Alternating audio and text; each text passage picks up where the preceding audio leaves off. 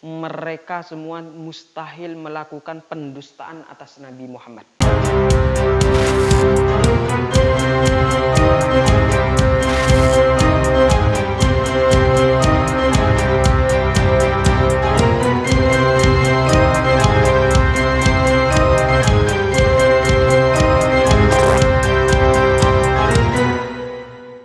Bismillahirrahmanirrahim. Assalamualaikum warahmatullahi wabarakatuh. Alhamdulillah wassalatu wassalamu ala Rasulillah wala haula wala quwata illa billah. Asyhadu an la ilaha illallah wa asyhadu anna Muhammadar Rasulullah.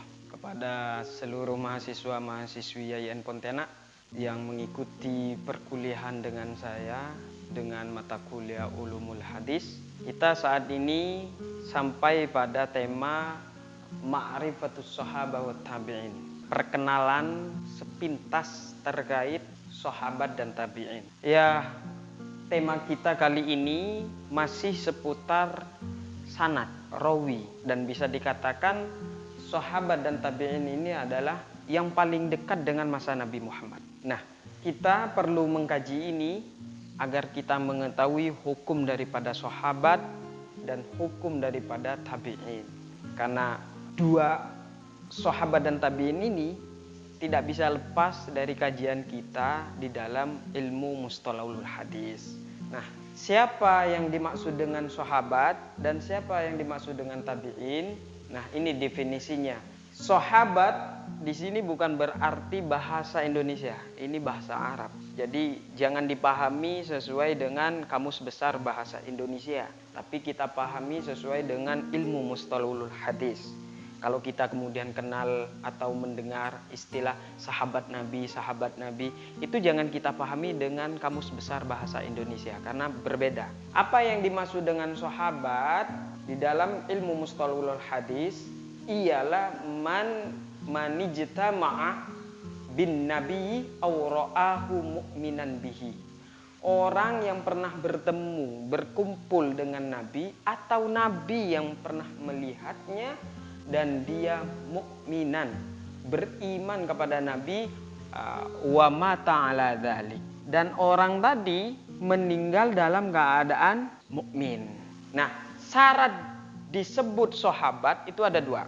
Yang pertama, pernah bertemu dengan Nabi. Nabi yang melihat, dia juga melihat Nabi. Atau nih, orang itu tidak melihat Nabi, tapi Nabi Muhammad melihatnya. Syarat yang pertama. Syarat yang kedua, mukminan. Dia harus beriman. Jadi kalau tidak beriman, dia tidak disebut dengan sahabat. Contoh siapa? Abu Jahal, Abu Lahab. Ini kan sering ketemu dengan Nabi. Nabi pernah melihatnya karena memang pamannya. Dan mereka juga lihat Nabi sering. Tapi karena tidak beriman, tidak disebut dengan. Atau beriman kepada Nabi, tapi Nabi tidak pernah melihatnya. Orang tadi tidak melihat Nabi Muhammad. Maka juga tidak disebut dengan sahabat. Itu kalau nggak keliru namanya Uwais Al-Qarni kalau nggak keliru. Jadi Uwais Al-Qarni itu pernah mendatangi Nabi Muhammad. Dia beriman kepada Nabi Muhammad, tapi tidak pernah bertemu dengan Nabi Muhammad. Maka tidak disebut dengan sahabat, walaupun beriman. Jadi syaratnya harus dua. Harus bertemu dengan Nabi, Nabi melihatnya, dia melihat Nabi, atau sebaliknya Nabi Muhammad saja yang melihatnya. Yang kedua, dia harus beriman sampai dia meninggal.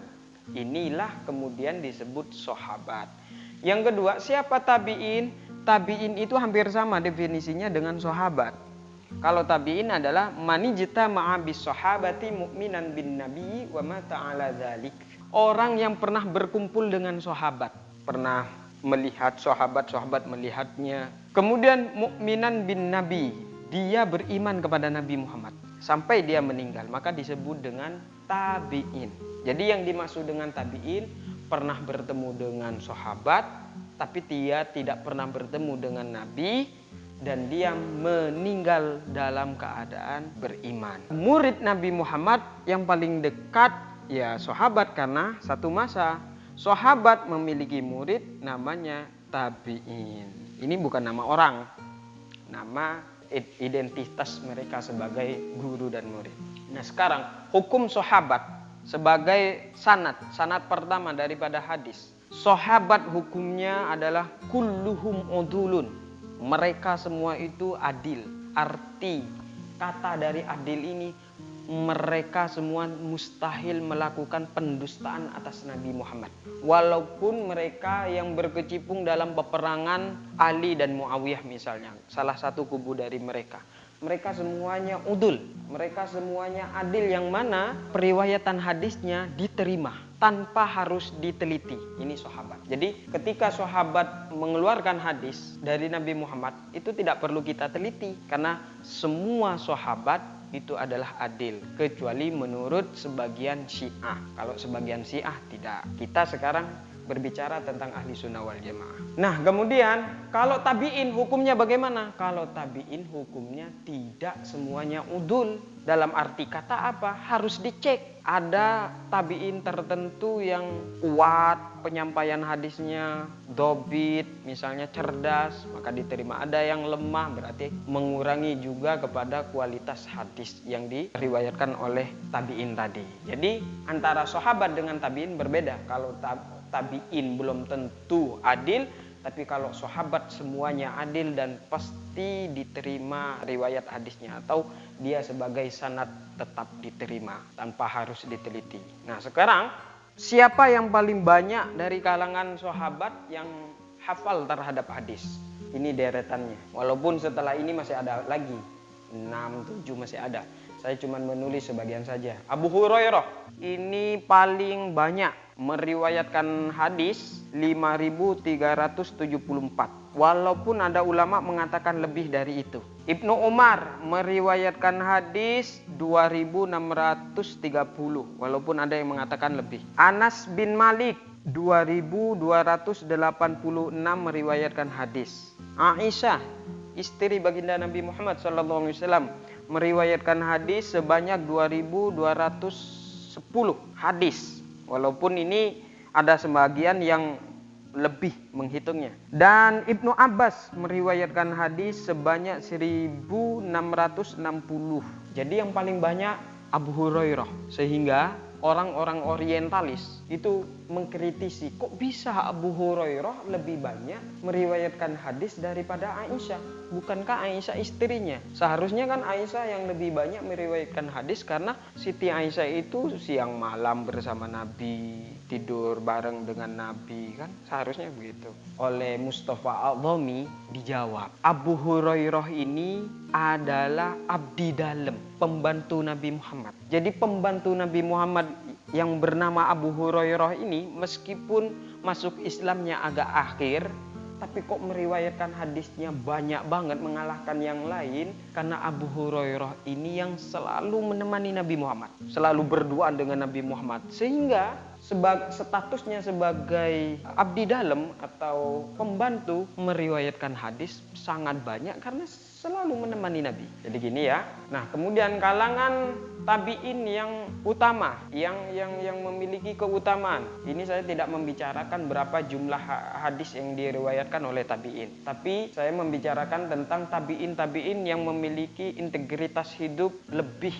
mulia daripada yang lain dalam pandangan orang-orang ahli hadis. Di sini ada Sa'id bin Musayyab, ada Uwais Al-Qarni, ada Hasan Al-Basri. Sa'id bin Musayyab ini dari Madinah, Uwais Al-Qarni dari Kufah, Hasan Al-Basri dari Basrah. Kalau dari pihak perempuan ada Hafsah binti Sirin, ada Amroh binti Abdurrahman, dan yang keenam ada Ummu Darda. Ini semua tabi'in yang kualitas integritas hidupnya itu dimuliakan oleh orang-orang. Kenapa? Bukan berarti tabi'in yang lain gak mulia, bukan. Tapi karena ini memiliki kelebihan-kelebihan di dalam hadis, ilmu, dan lain sebagainya. Nah, kita kembali kepada ini sedikit, sebab tentang sahabat yang banyak meriwayatkan hadis. Sebab itu kita kan sering mendengarkan hadis diriwayatkan oleh Abu Hurairah, bahwa Nabi Muhammad diriwayatkan oleh Abu Hurairah.